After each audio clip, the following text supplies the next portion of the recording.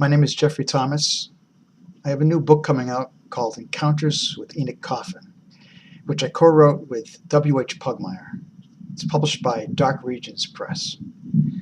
These short stories revolve around a New England artist named Enoch Coffin, who delves into mysterious subject matter as inspiration for his artwork. Willem and I both wrote a series of short stories about this character, and I'm going to read an excerpt from one of them. This was the first story that either of us wrote for the book. It's called Matter of Truth and Death.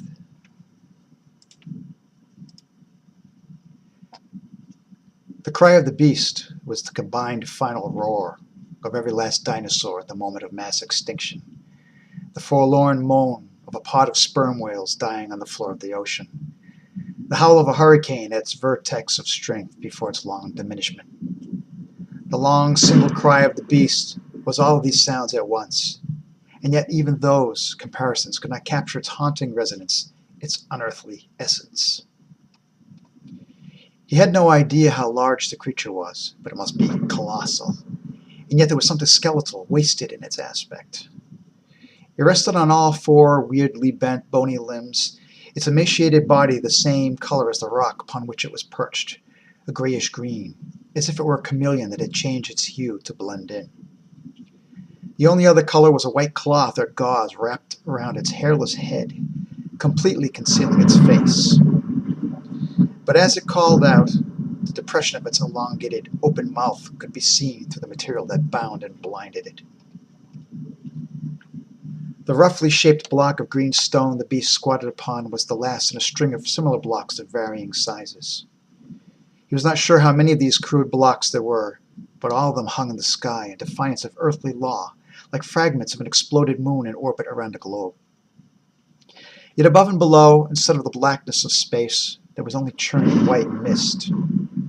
Against all this formlessness, only these hovering blocks.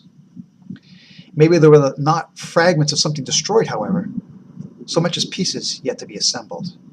Assembled into what, though? So then, could it also be that the beast was not so much wasted away, as yet to be given its substance? Not crying out in impending death, but wailing in despair for not knowing what its final form must be?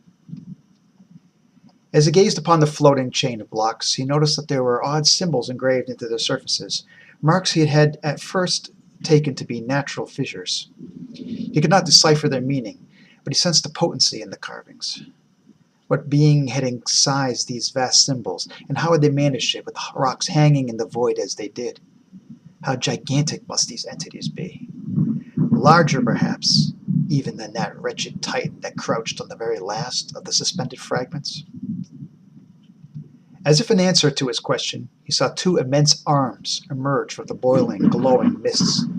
Two impossibly gigantic arms reaching toward the first in the string of suspended greenish blocks. His heart thudded in awe, for this being did indeed dwarf the enormous howling beast. It must be a god, with the powers of destruction and creation in those 10 spread fingers. And as he breathlessly watched, those hands took hold of the first hovering rock. They gripped it with such strength that the fingers dug deeply into the substance of the block. That substance proved malleable in the godlike entity's grasp.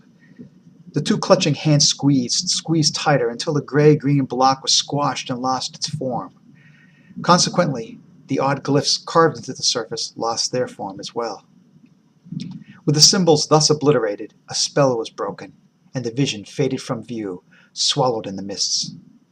But in the final moments before even that luminous fog lifted from his eyes and Enoch Coffin returned to himself, he realized that the two gigantic hands that had crushed the block of clay had been his own.